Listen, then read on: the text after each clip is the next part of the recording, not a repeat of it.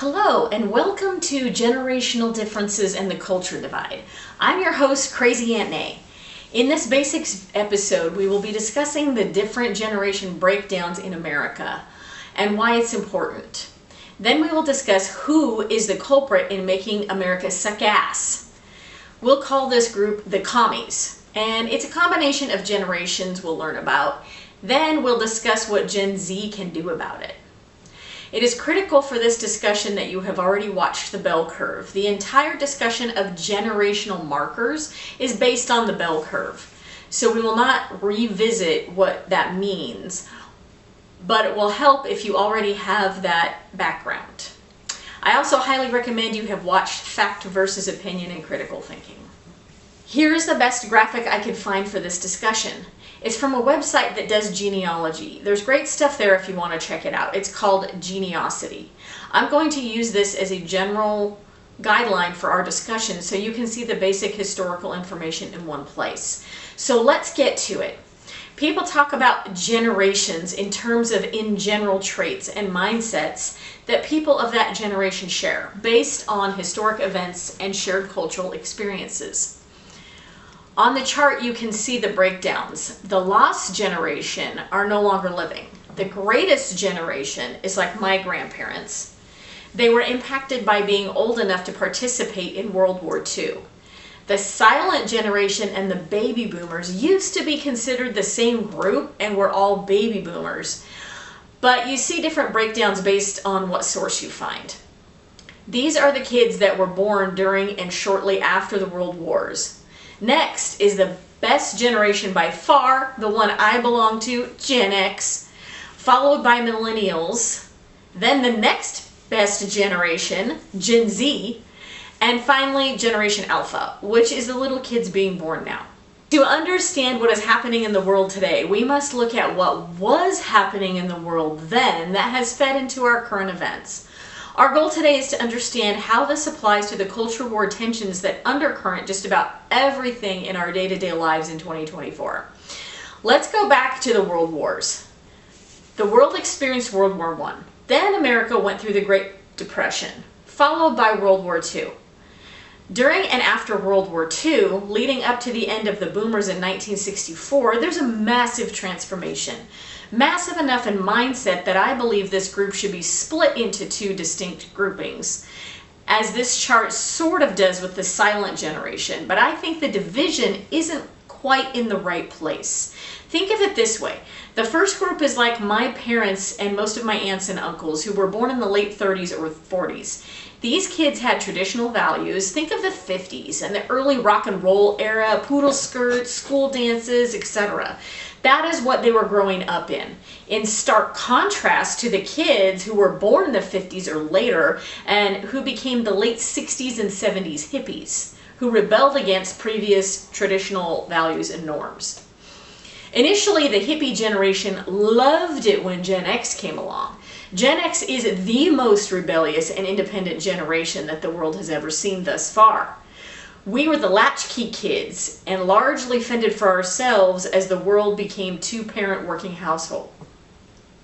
However, the hippies became frustrated with Gen X because where they liked that we rebelled against what they were rebelling against, they thought that meant that we were buying what they were selling and we were going to take up their causes. Instead, we rebelled against them too. That is the critical piece of information I want you to keep in mind.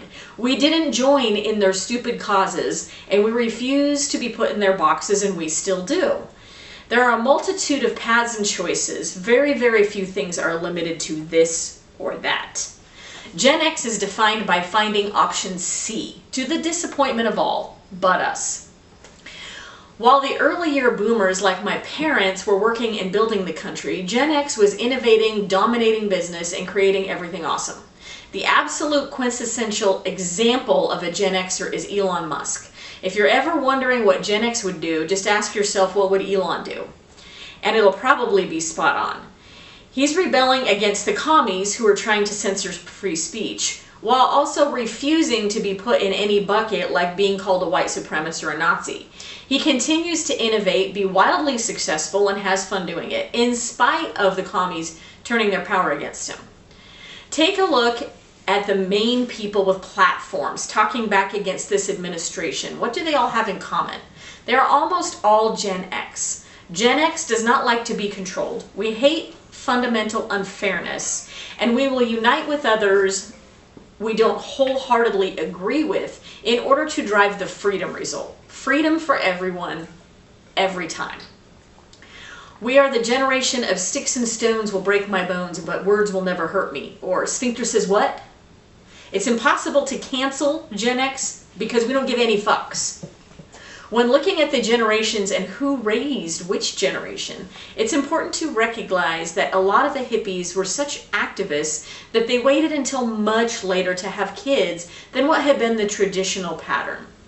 This was a break in the normal distribution, the bell curve, of measuring one generation to the next. As such, the millennials are actually largely a product of late year boomers and some early year Gen X parents. The boomer older parents raised their kids with communist values. They raised them to be angry activists, not normal people. They raised their kids to hate and disrespect their country. This generation of soft hippies had their feelings hurt when they always failed and lost. Instead of learning something from it, rising above and getting better, they became determined to drag society down to their level where they could have a better chance to compete or win. But we all know the lie of this. How does it feel to win when you know you cheated to get it? These parents demanded participation trophies for their kids. They never wanted them to feel the sting of failure. They hate capitalism, the free market, and especially meritocracy. Meritocracy means everything is merit-based. You get what you work for, good or bad. Because they are often the losers in a system where intelligence, individual effort, and ambition pay. In contrast, Gen X raised their kids to love and respect the country, to see opportunity in everything, to be colorblind, to see the world from a pure meritocracy viewpoint. Gen X loves meritocracy. If there is one word that describes Gen X besides independence, it's adaptability. Adaptability above all else helps our generation to succeed and innovate more than any other generation in our sphere of history. This is the reason the millennial generation has the greatest divide in fundamental viewpoint. That's the most important piece to take away from this basics. Their foundation is split into two very different ways that are at their core opposites. One of these viewpoints will have to dominate and become the future of the country. They cannot exist together to have a path forward. Gen Z, by contrast, is primarily the offspring of Gen X. This is why you're so cool.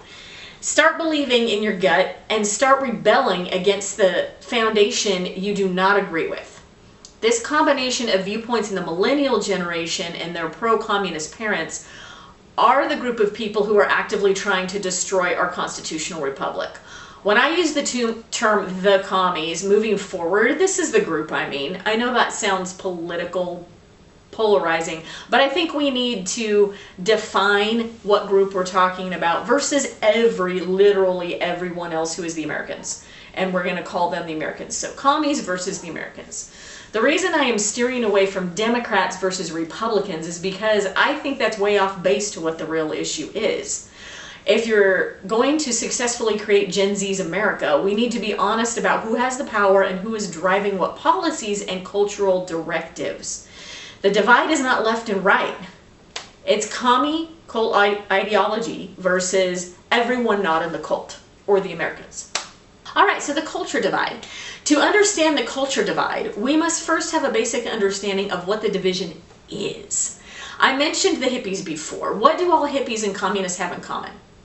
They share the collectivist mindset or group over the individual. They don't believe anyone has the right to own anything or have property rights. Those are foundationally un-American viewpoints.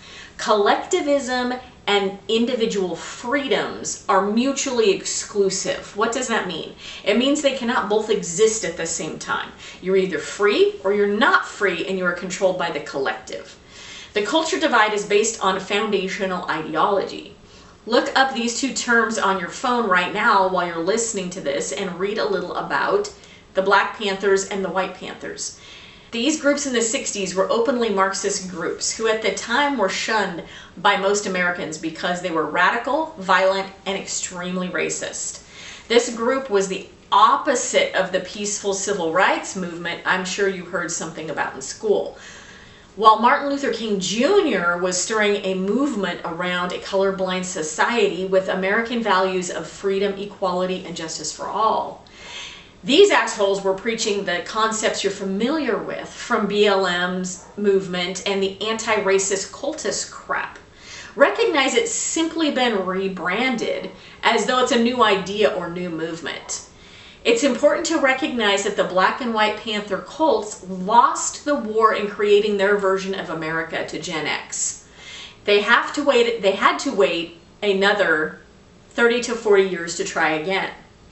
In the 70s, under President Carter, these communist policies were put to the test and epically failed. America was facing the highest runaway inflation, government spending, the Vietnam War, lawlessness and gang wars, and unacceptable levels of government corruption. This is the world we were coming of age into. Sound familiar? You bet it does! As Gen X came of age, we openly ignored and mocked them. They got shut down because nobody took them seriously or listened to them. This is why they hate free speech, humor, and sarcasm. Gen X embraced and moved forward with the ideals in the civil rights movement. So what can you do about it? This is what you can and should do about it. Create Gen Z's America.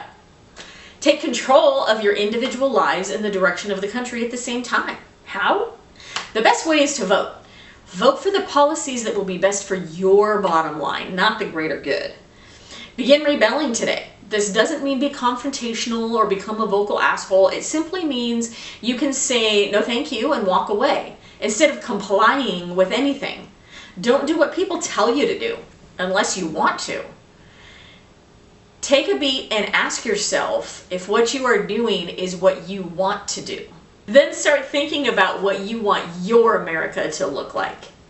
We will dive deeper into that in future shows, and I would like to hear from you. Anything you can think of is achievable, especially if we work together.